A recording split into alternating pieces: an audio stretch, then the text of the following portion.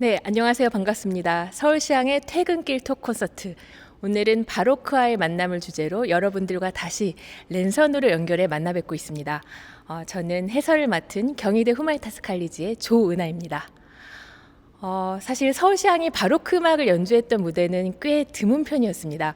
그래서 오늘 이 공연, 바로크 시대를 관통하는 프로그램이 굉장히 각별하다고 할 수 있는데요. 우리가 보통 바로크는 객관의 시대라고 얘기를 하죠. 뭔가 낭만주의처럼 감정에 매몰되지 않는다 이렇게 얘기를 하는데, 하지만 오히려 작곡가들이 악보에 아무런 악상 기호를 지시하지 않았기 때문에 연주자의 주관적인 해석이 풍성하게 개입할 여지가 생기기도 합니다.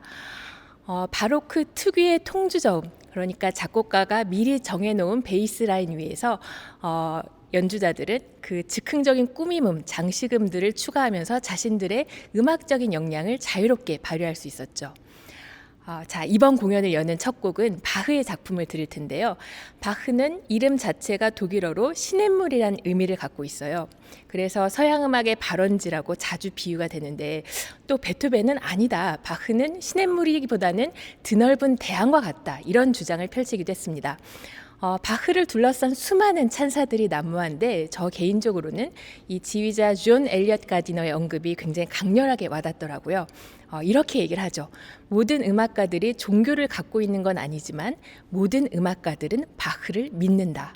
그만큼 음악사적으로 중요한 작곡가라고 하겠습니다. 바흐의 작품 목록은 아주 방대합니다. 이 BWV가 붙은 곡들만 해도 1128개에 이르는데요. 그 중에서도 가장 친숙한 선율로 이 공연의 첫 시작을 열겠습니다. 지선상의 아리아라는 별명으로 널리 알려져 있죠. 보통은 현악기가 연주하지만 오늘은 특별하게 호른이 협연합니다. 자, 바흐의 관현악 모음곡 3번 이 악장 에어를 서울시향의 호르니스트 미샤 에마노프스키의 협연으로 들으시겠습니다. 지휘자 데이빗 이가 이끄는 서울시향 스트링 챔버가 함께합니다.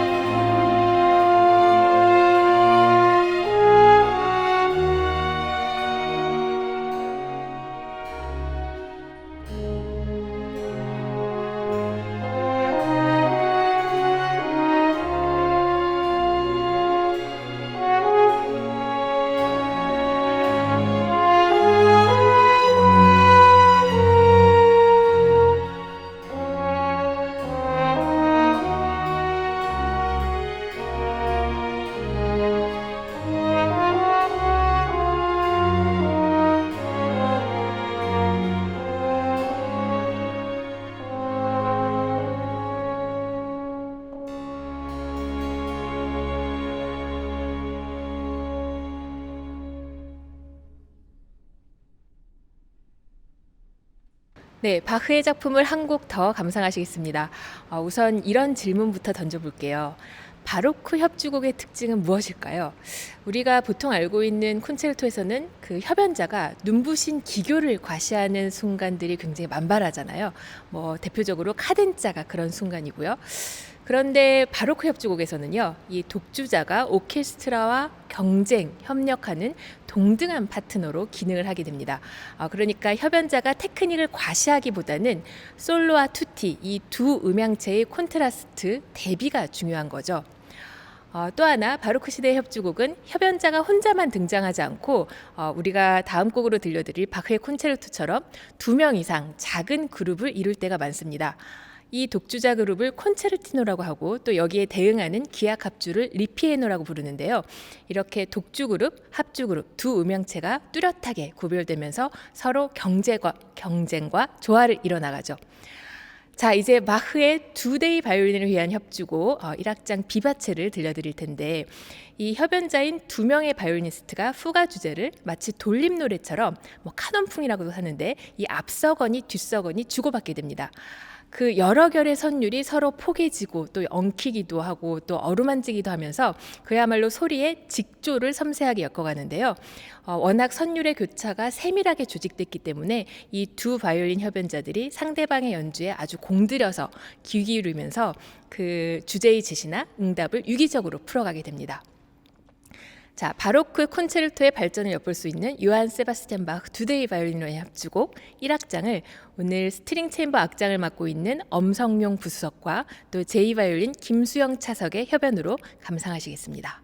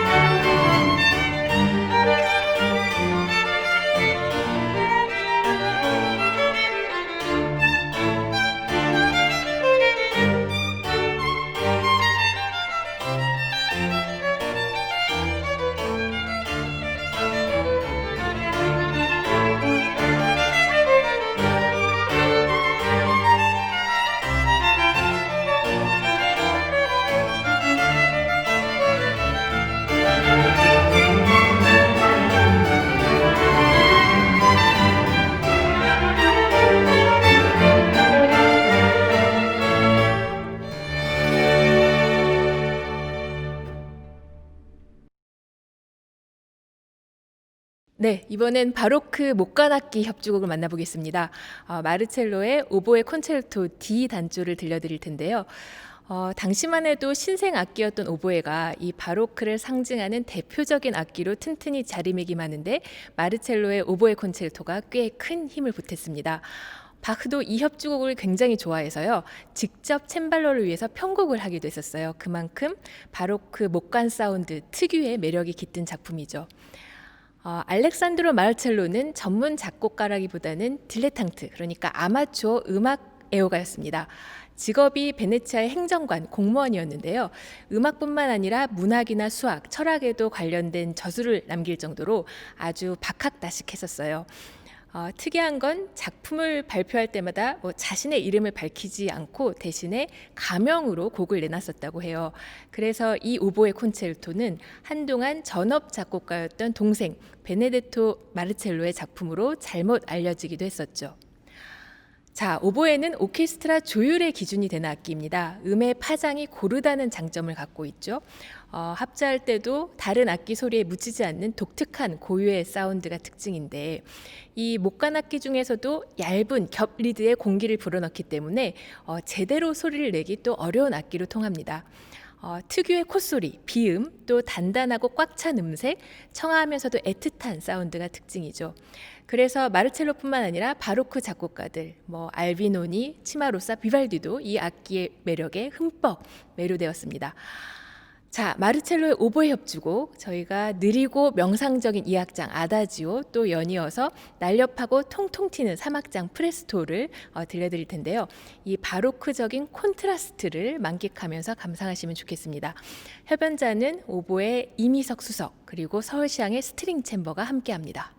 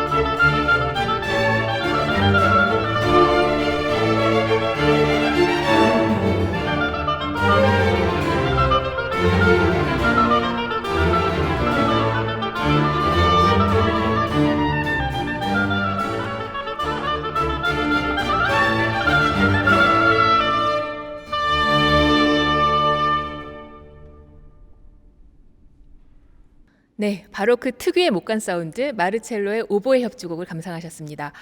지휘자 데이비드 선생님께서 그 직접 챈발로 바소 콘티뉴 연주에 동참해 주셨어요. 이렇게 바로크 시대만 해도 지휘자 역할을 챈발리스트나 악장이 도맡는 경우가 많았습니다. 저희가 이번 프로그램을 구성하면서 바로크를 바라보는 후대 음악가들의 새로운 시선은 또 어떻게 여러분들께 소개해 드릴 수 있을까 고심했었는데요. 그래서 북구의 낭만파 그리그와 또 현대 작곡가 젠킨스의 작품을 선곡해 봤습니다. 노르웨이 베르겐 태생의 그리그는 북유럽의 쇼팽이라고 불리죠. 페르긴트 조곡, 솔베이그 노래로 우리에게 친숙한데 이 오페라나 교향곡 같은 대작보다는 피아노 소품 또 성악곡에 강점을 갖고 있었습니다. 홀베르크 모음곡도 원래는 솔로 피아노를 위해서 작곡했다가 나중에 스트링 앙상블로 편곡했는데요. 요새는 이렇게 여러 현악기가 입체적인 표현이 가능한 스트링 앙상블 편성이 더 자주 무대에 오르죠. 곡의 제목은 북유럽 문학의 아버지라 일컫는 루드비히 홀베르크의 이름에서 가져왔습니다. 이 사람의 탄생 200주년을 기념하는 행사를 위해서 글리그가 홀베르크가 활동했던 바로크 시대의 스타일을 음악적 모티브로 삼았어요. 그래서 원래 제목이 홀베르크의 시대로부터였습니다. 외형은 바로크 모음곡 양식을 골격으로 삼지만 내용은 북구 낭만의 정서를 담고 있죠. 저희는 이 모음곡 중에서도 첫 곡 프렐류드와 마지막 곡 리고동을 감상할 텐데요. 바로크 춤곡 스타일을 따르다 보니까 우선 굉장히 리듬이 특징적이에요. 그래서 첫 곡 프렐류드에서는 토카타풍으로 화려하게 전개가 되는데 이 첫 박과 마지막에 액센트가 실리면서 딴따다단 따다단 따다단 이런 독특한 음역이 시종일관 상쾌한 활력을 부추기고요. 또 이어서 연주해드릴 리고녹은 프랑스 궁정에서 유행했던 활기찬 춤곡에 기원을 두는데 이 그리그가 이걸 단순하게 모방하지 않고 중간부에 그리그의 고향이었던 노르웨이 민속음악 피들의 서정적인 선율을 등장시키게 됩니다.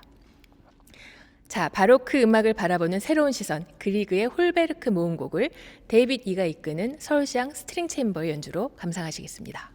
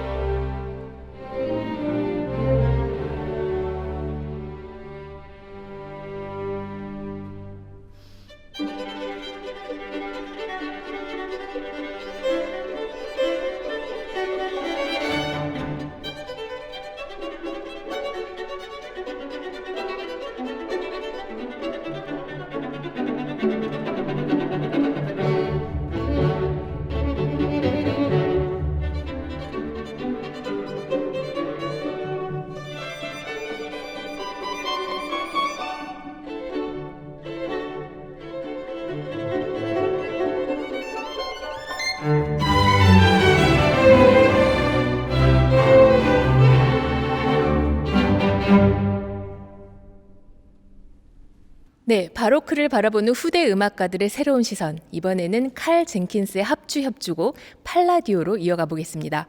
1995년에 작곡됐으니까 비교적 최근의 작품인데요. 이 곡도 역시 제목이 사람 이름이에요. 이 팔라디오는 르네상스 시대에 활동했던 건축가였는데 이 작곡가 젠킨스가 팔라디오가 설계한 건축물에서 영감을 받은 독특한 작품입니다. 다른 현대음악과 달리 고풍스러운 악상이 특징인데요. 건축가 팔라디오가 활동했던 당시 르네상스의 선법을 음악에 자연스럽게 녹여냈기 때문이죠. 작곡가는 건축과 음악의 연관성을 이렇게 설명합니다. 선율의 프레이징은 이의 배수, 수학적인 비례를 고려했고 또 각 악기군의 등장은 마치 건축에서 부분과 전체의 조화처럼 입체적으로 배치했다고 합니다. 젠킨스는 르네상스 건축에서 받은 영감을 이 바로크 시대의 음악 양식인 콘체르토 그로소 합주 협주곡으로 풀어냈는데요. 저희는 1악장 알레그레토를 들려드리겠습니다. 독주악기군과 오케스트라 투티의 대립과 조화에 주력하는 바로크 합주 협주곡이 젠킨스라는 현대 작곡가를 통해서 어떻게 재해석했는지 귀 기울여 주시기 바랍니다. 자, 서울시향의 스트링 챔버 데이빗 이가 지휘합니다.